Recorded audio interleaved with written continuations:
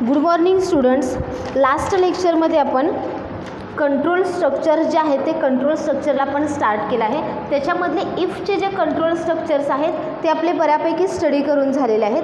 आता त्याच्यानंतर आपलं इफमधलं लास्ट कंट्रोल स्ट्रक्चर आपलं राहिलेलं आहे ते आज आपण आजच्या लेक्चरला बघूया. आणि स्विच केस जे स्टेटमेंट आहे की जे कंट्रोल स्ट्रक्चरमध्येच येतं ते एक आजच्या लेक्चरला आपण स्टडी करूया. Okay, let's go. Fourth type control structure, else if ladder. मी इथं त्याचा सिंटॅक्स राईट डाऊन करते आणि त्याचा फ्लोचार्ट आपण काढूयात. त्याच्यानंतर त्याच्याशी रिलेटेड जे काही एक्झाम्पल्स असतील ते एक्झाम्पल्स आपण स्टडी करूयात. Okay, syntax. If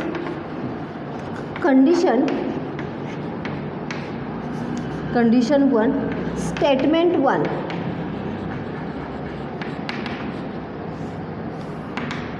else if condition 2, statement 2, else if condition 3, statement 3, आणि लास्ट एल्स डिफॉल्ट स्टेटमेंट.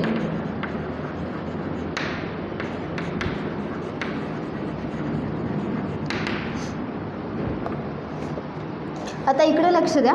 ज्या पद्धतीने आपण मल्टिपल इफ स्टेटमेंट पाहिलं किंवा कंपाऊंड इफ स्टेटमेंट पाहिलं त्याच्यामध्ये आपण काय स्टडी केलं तर आपण तिथं मल्टिपल कंडिशन ज्या आहेत त्या मल्टिपल कंडिशन चेक करत होतो आणि ज्या वेळेला तुमची कंडिशन सॅटिस्फाईड ट्रू होईल तो स्टेटमेंट ब्लॉक काय केला जातो, एक्झिक्यूट केला जातो. इथं हे जे एल्स इफ लॅडर आहे ते सेम त्याच टाईपमध्ये आहे, फक्त तिथं आपण एल्सचा यूज करू शकत नव्हतो. इथं काय केलं तर पहिल्या इफ स्टेटमेंटमध्ये आपण कंडिशन चेक करणार आहे आणि ती जर कंडिशन ट्रू इव्हॅल्युएट झाली तर स्टेटमेंट 1 एक्झिक्यूट केलं जाईल आणि बाकीची सगळी स्टेटमेंट काय केली जाणार आहेत, तुमची स्किप केली जाणार आहेत. लक्षात आलं. आणि जर पहिली जर कंडिशन तुमची फॉल्स इव्हॅल्युएट झाली तर मात्र काय केलं जाईल, एल्स इफमध्ये जी काही तुम्ही सेकंड कंडिशन आहे ती सेकंड कंडिशन चेक केली जाईल. तीही फॉल्स इव्हॅल्युएट झाली तर मग थर्ड कंडिशन चेक केली जाईल. या पद्धतीनं जिथं तुमची इफमधली कंडिशन मॅच होणार आहे, इफमधली कंडिशन सॅटिस्फाय होणार आहे तो ब्लॉक काय केला जाणार आहे, तिथे एक्झिक्यूट केला जाणार आहे. आणि लास्टला जर कोणतीच इफची कंडिशन सॅटिस्फाय होत नसेल तर लास्टला एल्स पार्टमधलं डिफॉल्ट स्टेटमेंट जे आहे ते डिफॉल्ट स्टेटमेंट काय केलं जाईल, प्रिंट आउट केलं जाईल. लक्षात आलं तुमच्या की ज्या पद्धतीने आपण कंपाऊंड इफचा यूज केला त्याच पद्धतीनं हे एल्स इफ लॅडर आहे. इथं तुम्ही एकाच वेळेला काय करू शकता, मल्टिपल कंडिशन्स चेक करू शकता आणि जी कंडिशन तुमची मॅच होईल तो स्टेटमेंट ब्लॉक जो आहे तो त्यावेळेला काय केला जाईल, एक्झिक्यूट केला जाईल. आता इथे एक आपण एक्झाम्पल बघूया की ज्याच्यामध्ये तुमच्याकडनं मार्क्स इनपुट करून घेतले जातील आणि according to that marks the student will get first class, second class, distinction, fail or plus. या पद्धतीनं आपल्याला काय करायचं तर रिझल्ट डिस्प्ले करायचा आहे. आपल्याला माहिती आहे की कोणताही स्टुडंट हा पास कधी असू शकतो किंवा त्याला फर्स्ट क्लास कधी मिळणार आहे, सेकंड क्लास कधी मिळणार आहे, तो डिस्टिंक्शनमध्ये कधी जाऊ शकतो किंवा तो फेल कधी असू शकतो. मग त्यानुसार आपण काय करणार आहे तर त्याचे मार्क इनपुट करून घेणार आहोत आणि त्या दिलेल्या मार्क्सवरती आपण कंडिशन सॅटिस्फाय करणार आहोत. त्याच्यासाठी मी इथं प्रोग्राम कोड तो राईट डाऊन करते म्हणजे तुमच्या लक्षात येईल. void main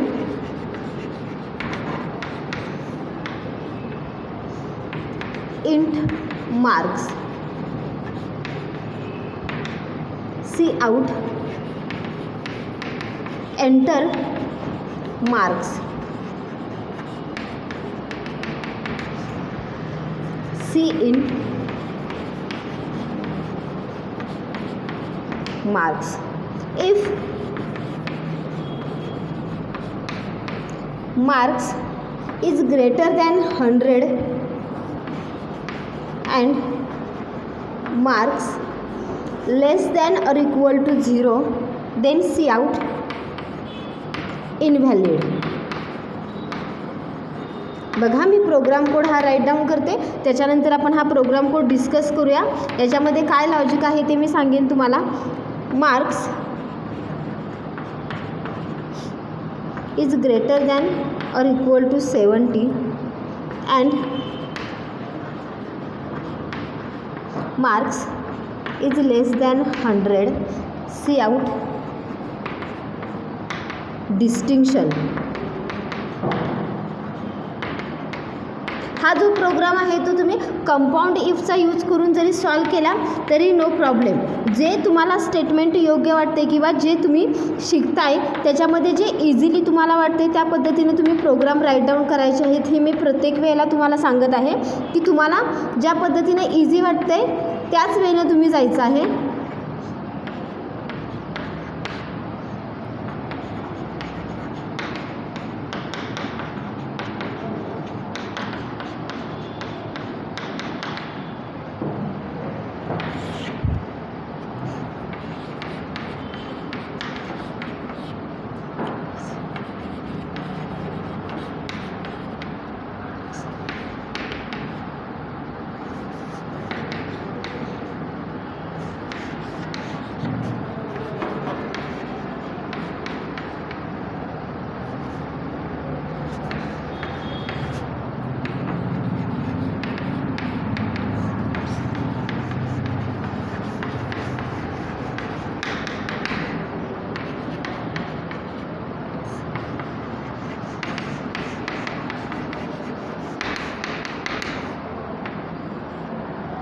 आता इकडे लक्ष द्या.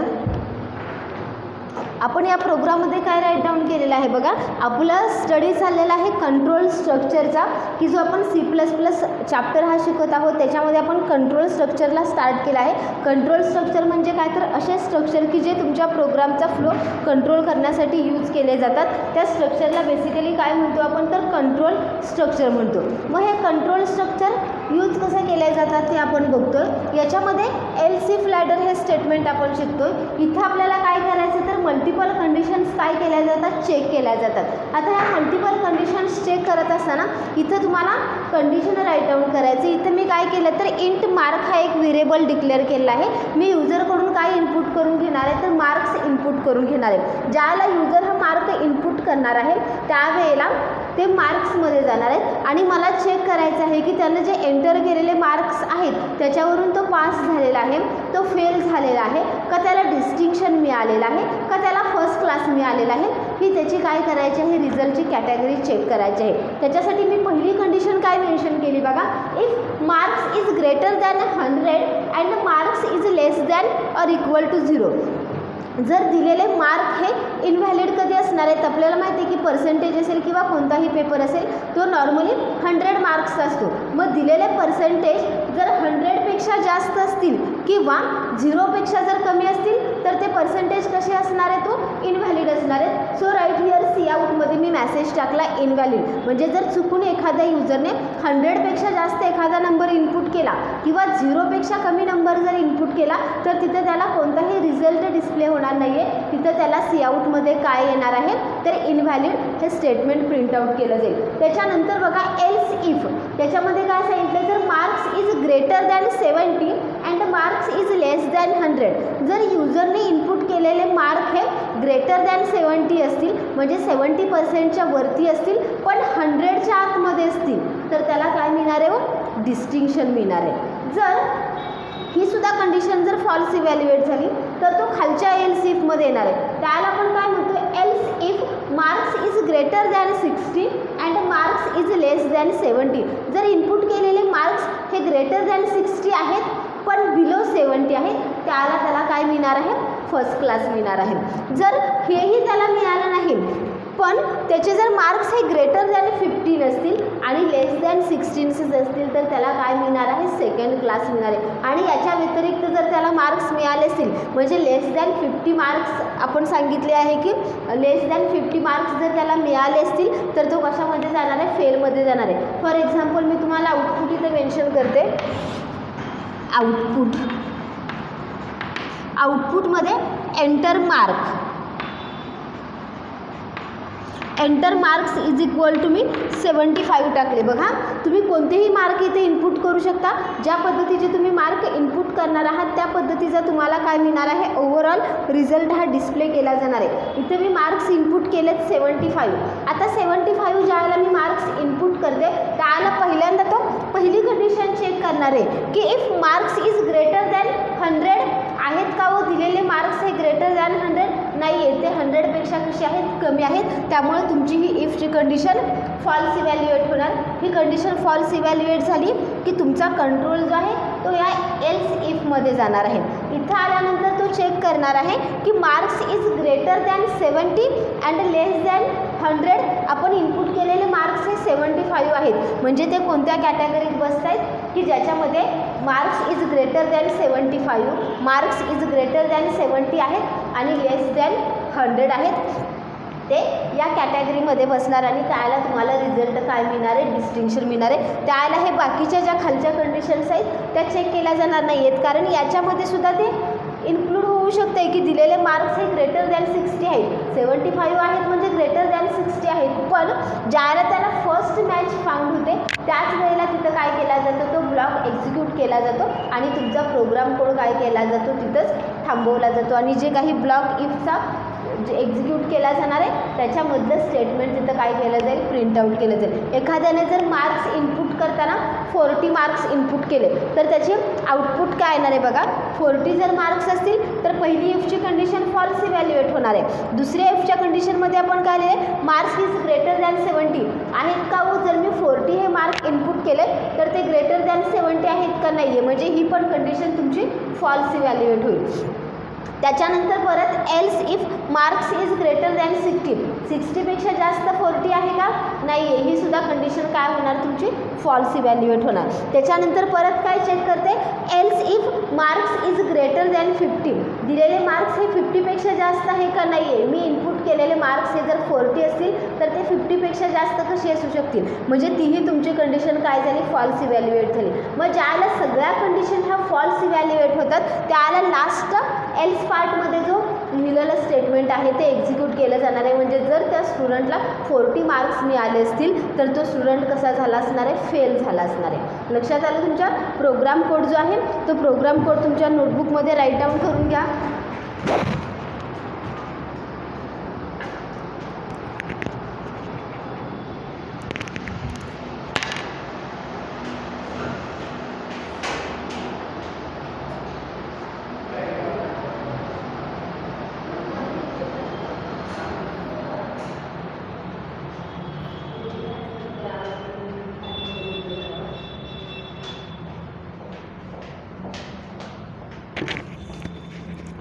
ओके, नेक्स्ट आपण कंट्रोल स्ट्रक्चर बघणार आहोत की जे आहे स्विच केस स्टेटमेंट. हे सगळ्यांच्या लक्षात आलं का. एल्स इफ लॅडर, ज्याला तुम्हाला मल्टिपल कंडिशन्स चेक करायचे असतील त्याला तुम्ही कंपाऊंड इफचा यूज करू शकता किंवा एल्स इफ लॅडरचा यूज करू शकता. हे दोन्ही स्टेटमेंट्स यूज करण्यासाठी अगदी इझी आहेत. आता आपण नेक्स्ट कंट्रोल स्ट्रक्चर बघूया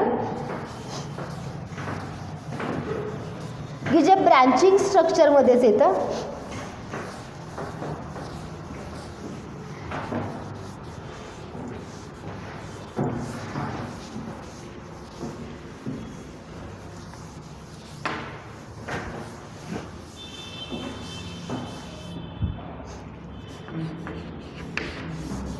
स्विच केस स्टेटमेंट.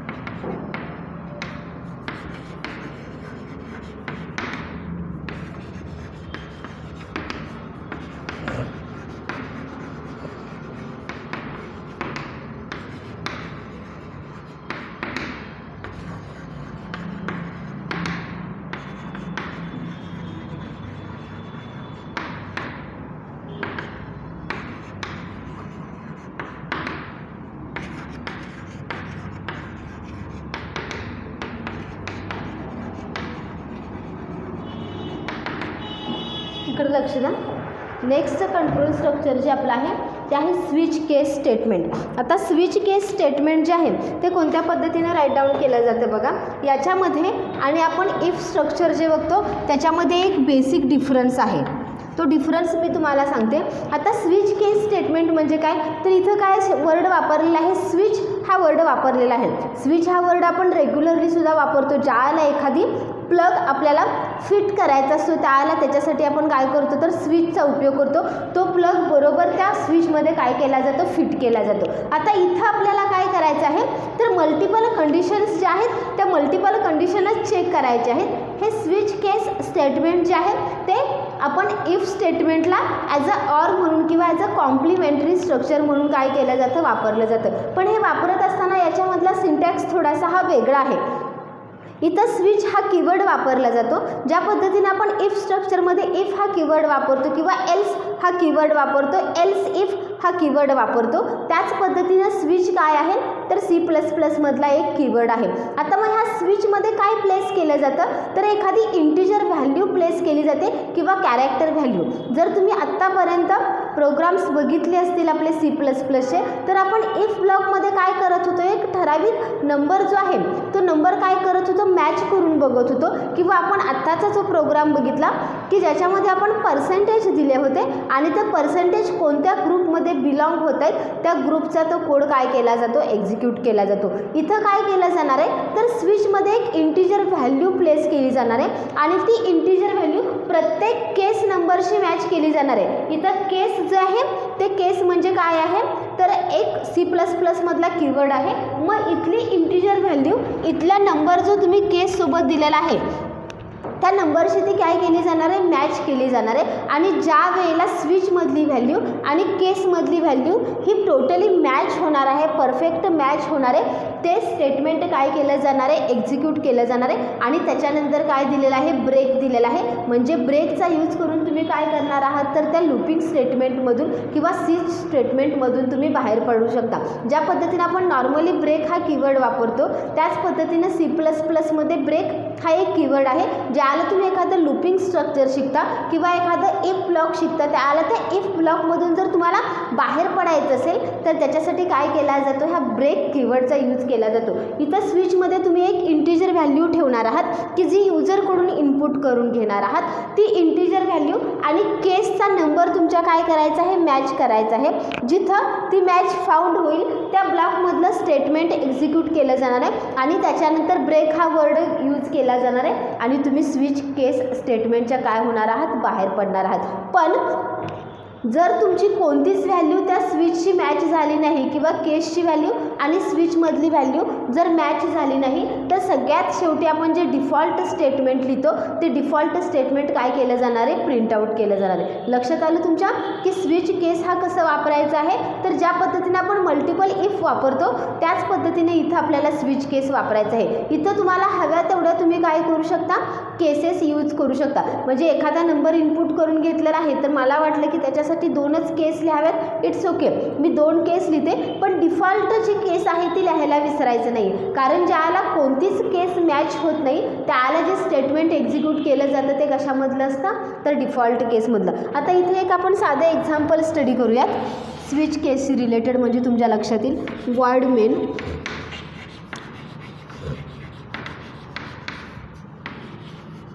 इंट नंबर हा एक व्हेरिएबल मी डिक्लेअर करते. C out enter number, C in number, switch number, case 1, C out number is 1. बघा मी अगदा साधी एक्झाम्पल इथं राईट डाऊन करते की जेणेकरून तुमच्या लक्षात यावं. Case 2, C out number is 2, break. Case 3, C out number is 3, break.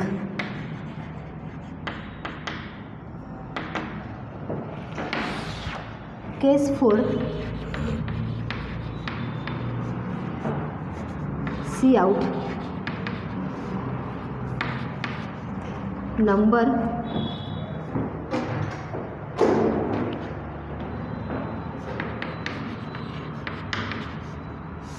four, break. आणि लास्ट डिफॉल्ट केस मी लिहिते,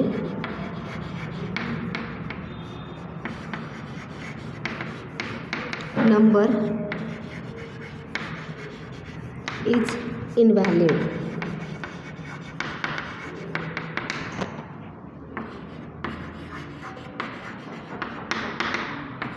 याचं आपण आउटपुट पण घेऊया, म्हणजे तुमच्या लक्षात येईल की कोणती केस एक्झिक्यूट केली जाते. आउटपुटमध्ये मला पहिलं सेंटेन्स काय येणार आहे, enter number. Okay, enter number is equal to 5. बघा आता मी इथं आउटपुट लिहिलेलं आहे. आउटपुटनुसार तुम्हाला काय दिसते ते मला सांगायचं आहे. तुम्ही इथं मी काय सांगितलं की स्विच केसमध्ये आपण काय करतो, तर एखादी इंटिजर व्हॅल्यू केस नंबरशी मॅच केली जाते. आता इथं मला मी पहिला व्हेरिएबल डिक्लेअर केलेला आहे, इंट नंबर नावाचा हा पहिला व्हेरिएबल डिक्लेअर केला आहे. मी युजरकडून काय करते, तर एक व्हॅल्यू इनपुट करून घेते, सी आउट एंटर नंबर. ज्याला युजर मला व्हॅल्यू देणार आहे ती कशामध्ये जाणार आहे, नंबर या व्हेरिएबलमध्ये स्टोअर केली जाईल. आता त्याच्यानंतर मला काय करायचं आहे, तर स्विच केसचा यूज करायचा आहे. मी स्विचमध्ये काय केलं, तर जी काही युजरने इनपुट केलेली व्हॅल्यू आहे ती मी काय केली, ह्या स्विचमध्ये टाकली. आता ती व्हॅल्यू आणि केसचा नंबर, बघा इथं खूप सारी मुलं गफलत करतात. तुम्हाला काय मॅच केलं जातं, तर इथं तुम्ही जो स्विचमध्ये नंबर टाकला आहे आणि तुम्ही दिलेल्या केसचा नंबर ते मॅच केलं जातं. आता सपोज मी एंटर केलेली व्हॅल्यू 5 आहे, तर माझी पहिली केस काय आहे, केस 1 नंबर आणि 5 नंबर इक्वल आहे का, नाही आहे. तुमची ही केस मॅच होत नाही, एक्झिक्यूट केली जाणार नाही. दुसऱ्या केसचा नंबर किती आहे, 2 आहे. मग 2 आणि 5 हे मॅच होत आहे का, नाही मॅच होत, केस स्किप केली जाईल. केस नंबर 3 नंबर आणि 5 नंबर मॅच होत आहे का, नाही मॅच होत, केस एक्झिक्यूट केली जाणार नाही. केस 4 आणि 5 नंबर मॅच होतोय का, नाही मॅच होत, केस स्किप केली जाईल. मग अशा वेळेला तुम्हाला आउटपुट काय दाखवलं जाणार आहे, तर नंबर इज इनव्हॅलिड. आता अजून एक म्हणाल की मॅडम ह्या केसेस ज्या आहेत त्या सिरियली लिहायचे आहेत का, नो. तुम्हाला हवे ते नंबर तुम्ही केसला देऊ शकता. म्हणजे पहिली केस मी 10 अशीही सुद्धा लिहू शकते, दुसरी केस मी केस 7 ही लिहू शकते, 3 ही लिहू शकते. तुम्हाला हव्या त्या नंबर तुम्ही काय करू शकता, त्या केसला देऊ शकता. फक्त ज्याला स्विचमध्ये जो नंबर असणार आहे तो नंबर आणि केसचा नंबर मॅच करून बघितलं जाणार आहे. ज्याला त्याला मॅच फाउंड होणार आहे तीच केस काय केली जाणार आहे, तिथे एक्झिक्यूट केली जाणार आहे. मग जर मी केस एंटर नंबर हा 5 दिला असेल तर 5 नंबरची केस माझ्याकडं स्विचमध्ये कुठंच मी डिफाईन केली नाही आहे. मग ज्या वेळेला अशी कोणतीच मॅच फाउंड होत नाही त्याला काय केलं जातं, त्याचं डिफॉल्ट स्टेटमेंट जे आहे ते एक्झिक्यूट केलं जातं. याच्या उलट जर मी enter number is equal to 3 हा नंबर इनपुट केला तर तुमची कोणती केस एक्झिक्यूट केली जाईल, व केस 1 एक्झिक्यूट होणार आहे का, नाही आहे. केसचा नंबर आहे 3 आणि इथे तुम्हाला इनपुट दिलेला नंबर आहे 3, म्हणजे याच्याशी मॅच होणारी केस कोणती असणार आहे, तर केस 3 जी आहे ती मॅच केली जाणार आहे. आणि त्याच्यामध्ये आपण काय स्टेटमेंट लिहिले, तर नंबर इज 3, दिलेला इनपुट केलेला नंबर किती आहे, 3 आहे. एवढे एकच सिंगल स्टेटमेंट आपण तिथं काय केलेलं आहे, प्रिंट आउट केलेलं आहे. आणि त्याच्यानंतर ब्रेक हा कीवर्ड वापरलेला आहे. बऱ्याच वेळेला तुम्हाला याच्यासाठी MCQसाठी विचारलं जातं की dash keyword is use to jump from the loop. एखाद्या लूपमधून जर तुम्हाला बाहेर पडायचं असेल तर त्याच्यासाठी कोणता कीवर्ड वापरला जातो, तर त्याच्यासाठी ब्रेक हा कीवर्ड वापरून तुम्ही काय करू शकता, कोणत्याही लूपिंग स्ट्रक्चरमधून तुम्ही बाहेर पडू शकता किंवा कोणताही स्विच ब्लॉक असेल किंवा इफ ब्लॉक असेल त्याच्यामधून बाहेर पडण्यासाठी आपण काय करू शकतो, तर ब्रेक या कीवर्डचा यूज करू शकतो. लक्षात आलं तुमच्या की कंट्रोल स्टेटमेंट हा जो पार्ट आहे त्याच्यामध्ये 2 पार्ट्स आहेत. एक आहे ब्रँचिंग स्टेटमेंट आणि दुसरं होतं लूपिंग स्टेटमेंट. त्या ब्रँचिंग स्टेटमेंटमधले आज आपले सगळे स्टेटमेंट काय झालेले आहेत, कंप्लीट झालेले आहेत. परत एकदा मी रिवाईज करते की आपण कोणकोणते ब्रँचिंग स्टेटमेंट पाहिलं. पहिलं ब्रँचिंग स्टेटमेंट जे आपण पाहिलं ते सिम्पल इफ स्टेटमेंट पाहिलं की ज्याच्यामध्ये एकच कंडिशन चेक केली जाते. त्याच्यानंतर इफ एल्स हा पार्ट पाहिला की ज्याच्यामध्ये कंडिशन एकच चेक केली जाते. आणि ती जर कंडिशन ट्रू इव्हॅल्युएट असेल तर इफचा ब्लॉक एक्झिक्यूट केला जातो आणि ती जर कंडिशन फॉल्स इव्हॅल्युएट होत असेल तर एल्सचा पार्ट एक्झिक्यूट केला जातो. त्याच्यानंतर आपण पाहिलं की nested if structure. Nested if structure म्हणजे काय, तर ज्याला एका इफच्या ब्लॉकमध्ये तुम्ही दुसरा इफचा ब्लॉक प्लेस करता आणि ॲट अ टाईम तुम्ही काय करू शकता तर दोन कंडिशन चेक करू शकता, त्याला आपण नेस्टेड इफ म्हटलं. त्याच्यानंतर अजून एक कंपाऊंड इफ स्टेटमेंट बघितलं की ज्याला तुम्हाला एल्स पार्ट हा स्किप करायचा आहे आणि फक्त इफमध्ये तुम्ही काय करता तर कंडिशन राईट डाऊन करता आणि ज्या इफ ब्लॉकमध्ये तुम्ही मल्टिपल कंडिशन चेक करता त्या जर एक्झिक्यूट करायच्या असतील तर त्या कंडिशन्स ट्रू इव्हॅल्युएट होतात. मग त्यासाठी आपण काय केलं तर आपले जे लॉजिकल ऑपरेटर्स आहेत अँडचा यूज केला आणि एकाच इफ स्टेटमेंटमध्ये आपण काय करू शकतो मल्टिपल कंडिशन्स चेक करू शकतो. त्याच्यानंतर अजून एक इफचं स्टेटमेंट पाहिलं आता ते होतं एल्स इफ लॅडर की ज्याला तुम्हाला मल्टिपल कंडिशन्स चेक करायचे असतील त्यावेळेलासुद्धा ह्या एल्स इफ लॅडरचा यूज केला जातो. आणि लास्टला हे आपण कंट्रोल स्ट्रक्चरमधलं स्ट्रक्चर पाहिलं की जे आहे स्विच केस स्टेटमेंट की ज्याच्यामध्ये एखादी इंटिजर व्हॅल्यू ही स्विचमध्ये प्लेस केली जाते आणि ती व्हॅल्यू आणि तुमची केसचा जो नंबर आहे तो मॅच केला जातो आणि ज्या ठिकाणी त्याला मॅच फाउंड होणार आहे तेवढीच केस फक्त काय केलं जाईल एक्झिक्यूट केलं जाईल. जर त्याला होल स्विच स्ट्रक्चरमध्ये कुठंच मॅच फाउंड झाली नाही तर तो काय करणार आहे डिफॉल्ट स्टेटमेंट जे आहे ते डिफॉल्ट स्टेटमेंट तो काय करणार आहे प्रिंट आउट करणार आहे. लक्षात आलं सगळ्यांच्या की स्विच केस स्टेटमेंट असेल किंवा ब्रँचिंग स्ट्रक्चर काय आहे. नेक्स्ट लेक्चरला उद्या आपण कंट्रोल स्ट्रक्चरमधला सेकंड पार्ट जो आहे की जो लूपिंग स्ट्रक्चर आहे तो स्टडी करायला घेणार आहोत. आजचं लेक्चर आपण इथं स्टॉप करूयात. Good bye, have a nice day. हा प्रोग्राम कोड जो आहे तो तुमच्या नोटबुकमध्ये राईट डाऊन करून घ्या. याच्यासाठी एक नंबर इनपुट करा आणि तो नंबर जर केसची मॅच झाला तर त्या केसमध्ये जे आउटपुट लिहिलेलं आहे ते आउटपुट तुम्ही तिथं लिहा. अदरवाईज जर नंबर मॅच नाही झाला तर तुमचा इनव्हॅलिड नंबर हे जे डिफॉल्ट केसमधलं स्टेटमेंट आहे ते प्रिंट आउट केलं जाईल.